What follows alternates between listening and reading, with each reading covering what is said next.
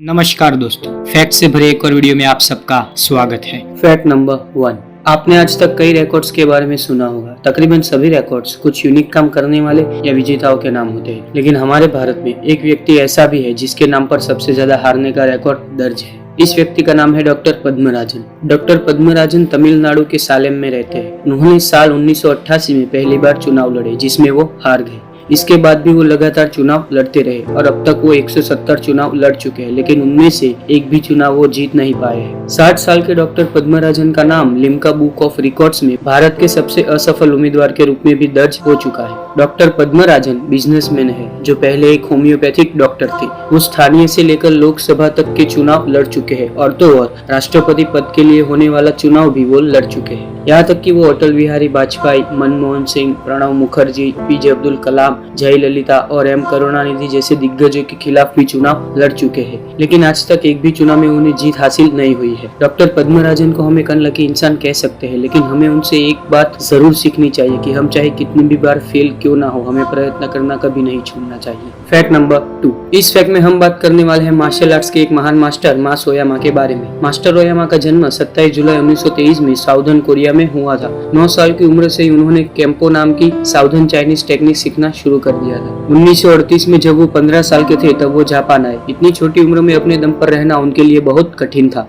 और जापान में एक कोरियन के रूप में रहना भी बहुत ज्यादा मुश्किल था। उन्होंने जूडो और बॉक्सिंग की प्रतियोगिता में भाग लेकर अपनी ट्रेनिंग को जारी रखा। 20 साल की उम्र में वह जापान की इंपीरियल आर्मी में भर्ती हुए और उसी दौरान उन्होंने जूडो में गहरी दिलचस्पी दिखाई और कड़ी मेहनत से जूडो की शिक्षा प्राप्त की। आपको ये जरूर लगेगा कि जापान में जूडो और मार्शल आर्ट्स सीखना तो बहुत ही सामान्य बात है, लेकिन मास ओयामा ने मार्शल आर्ट्स की इस कदर ट्रेनिंग की थी कि उनकी एक टेक्निक 1 ब्लो 1 डेथ में वो अपने एक हाथ के एक स्ट्रोक से ही 49 भैंसों को मारने में सक्षम थे। उनका एक फटका बहुत ही ज्यादा घातक था। ओयामा की मृत्यु 26 अप्रैल 1994 में जापान के टोक्यो में हुई थी। मास ओयामा अपनी इस खूबी की वजह से पूरे जापान में एक ग्रेट मार्शल आर्ट्स मास्टर के रूप में प्रसिद्ध है। उन्होंने अपने पूरे जीवन काल के दौरान जूडो में एक महान सिद्धि हासिल की थी। Fact number 3। कुछ ही समय पहले कोका कोला, जो एक सुप्रसिद्ध सॉफ्ट ड्रिंक कंपनी है, उन्होंने एक बहुत ही यूनिक और सुंदर इनोवेशन के रूप में हगमी मशीन का इन्वेंशन किया है। एक योजना के अनुसार कोका कोला ने सिंगापुर के नेशनल यूनिवर्सिटी में रातों रात एक वेंडिंग मशीन लगाई थी, जो कि एक सामान्य मशीन की तरह ही थी, जिस पर हगमी लिखा हुआ था। इस मशीन की खास बात ये थी कि ये मशीन किसी कॉइन से नहीं बल्कि एक हग से जनरेट होती थी, जिसका मतलब अगर किसी को उस मशीन में से कोका कोला का कैन लेना हो तो उसमें कॉइन डालने के बजाय उस मशीन को हग करना पड़ता था,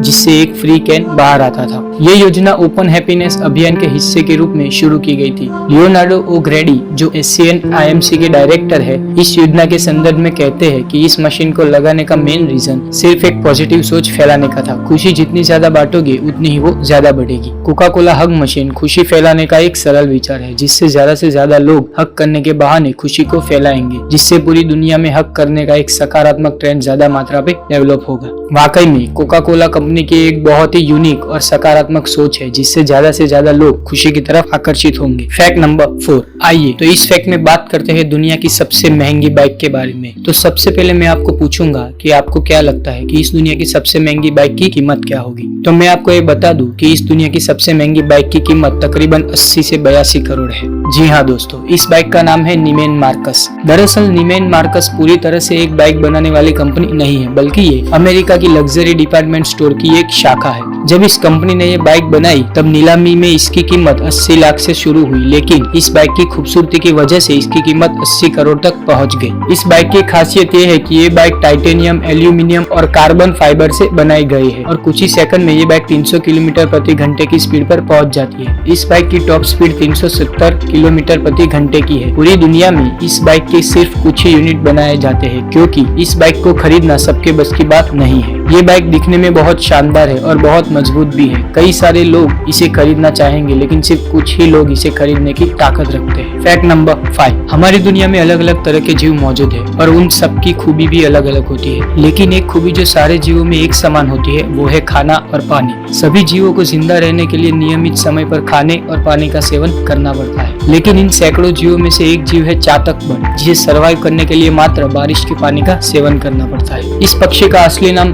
द जैकोबिन कुकू है। इसे उत्तर और मध्य भारत में एक शुभ संकेत की तरह माना जाता है। वहाँ पर लोग इस पक्षी को बारिश आने का संकेत मानते हैं। चातक पक्षी बारिश के आने पर बादलों की तरफ देखकर अपनी चोंच खोलते हैं और बारिश गिरते ही उसका पानी पीकर अपनी प्यास बुझाते हैं। वैसे तो ये पक्षी बाकी पक्षियों की तरह ही भोजन के लिए दूसरे छोटे जीवों और फलों पर आधार रखते हैं, लेकिन इनकी पानी पीने की एक विशेषता इनको बाकी सारे जीवों से अलग बनाती है। इनकी इस यूनिक रचना के चलते ये किसी भी और तालाब या जगह से पानी नहीं पी सकते। इनको अगर किसी दूसरे तालाब में भी रखा जाए फिर भी ये पक्षी अपना मुंह नहीं खोलते, फिर भले ही उनकी जान क्यों ना चली जाए। सच में चातक बर्ड की एक बहुत ही अजीब लेकिन अपने आप में ही एक अलग खूबी है। हमारे चैनल को अपना प्यार देने के लिए बहुत ही ज्यादा शुक्रिया। फिर से आप सबसे मुलाकात होगी एक नई वीडियो के साथ।